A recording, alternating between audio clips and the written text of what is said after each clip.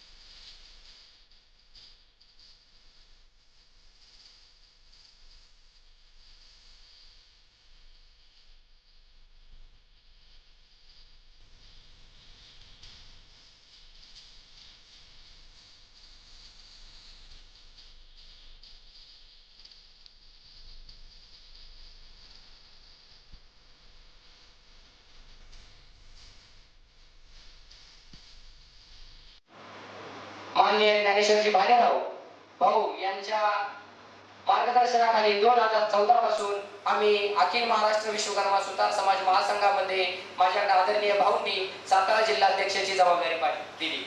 त्या जबाबदारीला जे काही मला महासंघासाठी करता येईल ते सर्व काही करण्याचा प्रयत्न आम्ही महासंघाच्या माध्यमातून करून आदरणीय भाऊंनी जे काही त्यांचे नेतृत्व गुण, जे त्यांचे कर्तृत्व गुण आम्हाला दिलेले आहेत, त्या त्यांच्या गुणामुळे आम्ही या ठिकाणी महासंघाचं कार्य करत आहोत. भाऊंची तब्येत बरी नसल्यामुळे आदरणीय भाऊ आदरणीय प्रतिभाताई भालेराव येऊ शकले नाहीत. पण साहेब, आपण आमच्या 2012-13च्या मेळाव्याला निसर्ग मंगल कार्यालयात आला होता. त्यावेळेला आपण सांगितलेल्या सुतार नेटावरच्या गोष्टी आजही माझ्या लक्षात आहेत. त्याच्यापेक्षा महत्वाची गोष्ट साहेब, मी आदरणीय बाबांना सुद्धा बोलून दाखवलेलं आहे. 1999 साली ज्यावेळी गणेश कला क्रीडा मंचमध्ये ज्यावेळी आपलं पहिलं भाषण झालं, त्यावेळी आपण म्हणला होता की मी कृष्णा कोयनेच्या संगमावरचा आणि तुम्ही मुळा मुठेच्या संगमावरचा. तर साहेब, या ठिकाणी मुळा मुठेच्या संगमावर वाढलेल्या महासंघामध्ये आज या महासंघाचं रूपांतर आम्ही कृष्णा कोयनेच्या संगमापर्यंत, या कराड नगरीपर्यंत आम्ही महासंघाच्या माध्यमातून कार्य करत आहोत. आपल्या विचाराने प्रेरित होऊन आम्ही जे काही आमच्यासाठी समाजासाठी जे काही करता येईल ते करण्याचा एक प्रामाणिक प्रयत्न आम्ही करत आहोत. जो समन्वय समितीचा कार्यक्रम आपण पूर्ण महाराष्ट्रामध्ये घेणार आहोत, त्या समन्वय समितीच्या कार्यक्रमामध्ये कुणी अध्यक्ष कुणी पदाधिकारी नसेल. जेवढे आपले 6 विभाग आहेत त्या 6 विभागामधले जेवढे जिल्हे आहेत, जेवढे तालुके आहेत, या सगळ्यांवर समन्वय समितीचे सभासद असतील. ते तुमच्या समन्वय समितीच्या मार्फतच ते सभासद कोण असणार आहे ते राबवलं जाणार आहे. तर हा कोणताही महासंघाच्या अधिपत्याखाली किंवा कोणत्याही संघटनेच्या अधिपत्याखाली हा समन्वय समितीचा कार्यक्रम होणार नाही. तर आपल्या सुतार समाज बांधवांना शासनाकडनं आणि प्रत्येक बाबतीतच्या ज्या काही गरजा असतील, ज्या काही गोष्टी असतील, त्या मिळण्यासाठी आपल्या सगळ्या महाराष्ट्रातल्या सर्व संघटनांचं एक समन्वय करायचा प्रयत्न चाललेला आहे. आणि या समन्वयाला मनात कोणताही किंतु न ठेवता सर्वांनी साथ द्यावी ही नम्र विनंती. धन्यवाद. आज उपस्थित असणारे सुतार समाज मंचचे अध्यक्ष श्री राजेशजी भालेकर, तसेच बीडचे जिल्हाध्यक्ष बापूजी भालेकर आणि सर्वात मोठा सपोर्ट देणारे, घरातून साथ देणारे माझे पती सत्यजी भालेकर आज उपस्थित आहेत. त्यांनी आज स्टेजवर येऊन मला हा पुरस्कार त्यांनी द्यावा. अखिल महाराष्ट्र विश्वकर्मा सुतार समाज महासंघाचं काम करत असताना संपूर्ण महाराष्ट्रातून चांगला प्रतिसाद मिळतोय, चांगलं सहकार्य मिळतोय. आणि हे सहकार्य मिळवण्यासाठी आपणा सर्वांना, तमाम समाज बांधवांना एक काम करायचंय. ते काम अशा स्वरूपाचं आपल्याला करायचंय की आपलं एकीकरण कसं होणार आहे, एकीकरण कशा पद्धतीने व्हायला पाहिजे, तुमचं सजेशन आम्ही ऐकणार आहोत, तुमचं मार्गदर्शन आम्ही घेणार आहोत. तुमच्या सहकार्याशिवाय एकीकरण होणार नाही. आणि त्या एकीकरणासाठी आपल्याला जे काही आपण आता पाऊल उचललेलं आहे त्या सगळ्यामध्ये तुम्हाला सगळ्यांना सहभागी व्हायचं. कोणीही म्हणायचं नाही, कारण संघटन हे काळाची गरज आहे. समाजातले जे गुणवंत आहेत, ज्यांनी काही करून दाखवलंय, काही स्थान मिळवलंय, त्यांचं कौतुक करण्याचा हा सोहळा आहे. माझ्या वाचनात आलं आणि मी थोडंसं बघत होतो की दरवर्षी 17 सप्टेंबरला विश्वकर्मा पूजन होतं. सर्व तसे भारतीय सण हे तिथीनुसार असतात. आणि मी अनेक समाज बांधवांना विचारलं की बाबा हे 17 सप्टेंबर ही तारीख का?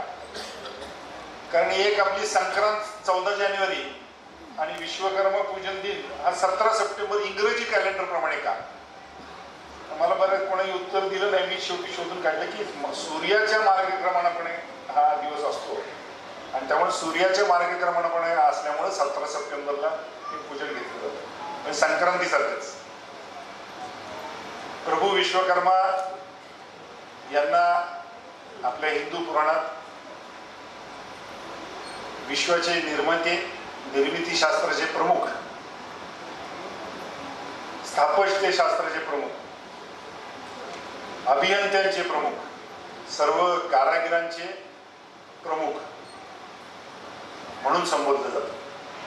मी स्वतः इंजिनियर आहे आणि जे इंजिनियर इथं असतील त्यांना माहिती आहे, पहिल्या वर्षी वर्कशॉप हा विषय आम्हाला असतो. आणि त्यामुळे वर्कशॉप या विषयामुळे आम्ही मेकॅनिकल इंजिनियरला 3 वर्ष तो असतो. त्यामुळे कार्पेंट्री शॉप, सुतारकाम, फिटिंग शॉप, वेल्डिंग शॉप हे सगळं आम्ही केलेलं आहे. आणि त्यामुळे आमची ही देवता आहे इंजिनियर म्हणून. आणि प्रभू विश्वकर्मांना या निमित्तानं मी मनापासून वंदन करतो.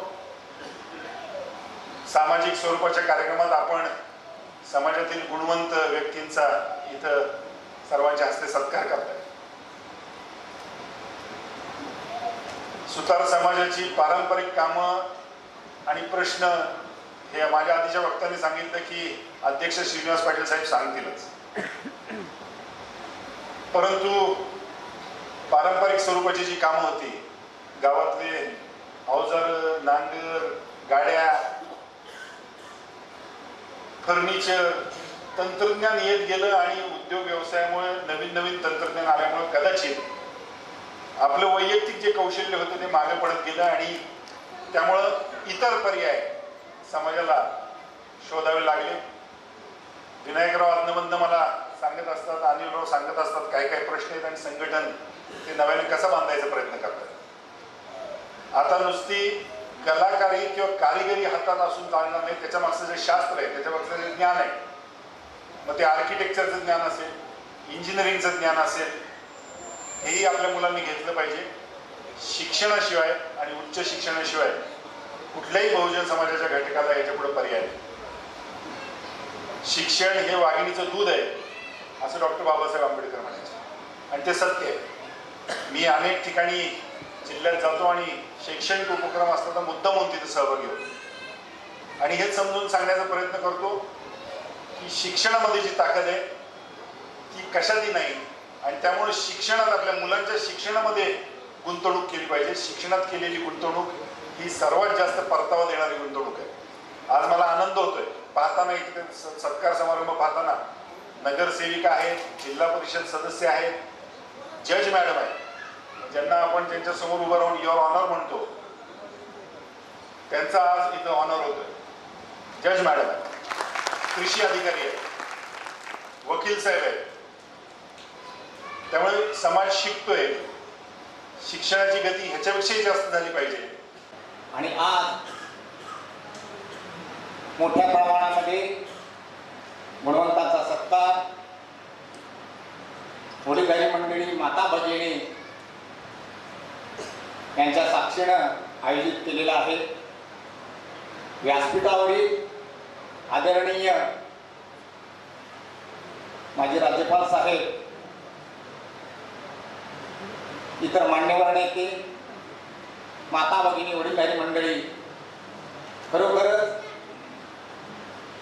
अशा समाज कार्यकर्त्यांचं जेवढं कौतुक करावं तितकं थोडंच आहे. मी सीमा बांधवांच्या वतीनं जेवढं कौतुक करावं तितकं त्यांचं थोडंच आहे. सगळ्यात गंमत धाव बसवायची असते. धाव बसवताना सगळं तयार करायचं, धाव गरम करायची, ती बसवायची, वरनं पाणी ओतायचं. पाणी ओतल्यानं काय होतं? आकाश. पहिल्यांदा प्रसरण आहे इथं, बरोबर पसरलेलं आहे, समाज पसरलेला आहे. विनायकरावचा, हनुमंतरावचा एकच उद्देश आहे, आकसूया.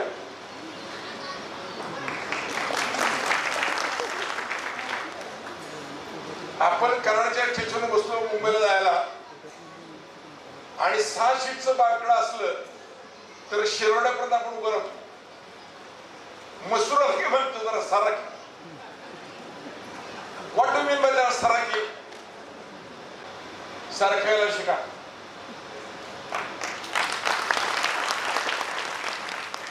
आणि सरक तुम्ही आकाश तुम्ही न म्हणून अतिशय विठू दंडू खेळता येत नाही, पण लहानपणी देगा देवा मुंगी साखरेचा रवा. अण्णाच्या गावात राहतात, त्या गावात बरेच पण लोक आहेत. माझं पंजोळा येते, माझी आजी त्या गावची, पण एक मोठी इमारत उभी राहते, त्यात एक पाटणदार संघ निघतो, त्याचं कापडाचं दुकान निघतं, माणूस सुद्धा कापडात प्रवीण, बसतेला गर्दी, एक बसता संपला दुसरा बाहेर उभा असतो, त्याला नंबर देऊन म्हणतात सांची मारून या. आमच्या या प्रतिष्ठानमार्फत केलेला प्रयत्न आणि त्याला आलेलं यश याबद्दल मला फार अभिमान वाटतो आणि आनंदही होत आहे. ते लाभले, ते उपस्थित राहिले, त्यांनी अतिशय चांगल्या प्रकारचं मार्गदर्शन या ठिकाणी केलेलं आहे. आपल्या विनोदी शैली भाषणातून, आपल्या या प्रभावशाली व्यक्तिमत्वातून, आपल्या व्याख्यानातून निश्चितपणे आपल्या सुतार समाजाच्या चालीरीती, त्यांचं कार्यक्रम आणि त्यांच्या संदर्भामध्ये अतिशय चांगल्या प्रकारचं मार्गदर्शन केलेलं आहे. म्हणून प्रथमतः या विश्वकर्मा प्रतिष्ठानमार्फत मी त्यांचा आभारी आहे.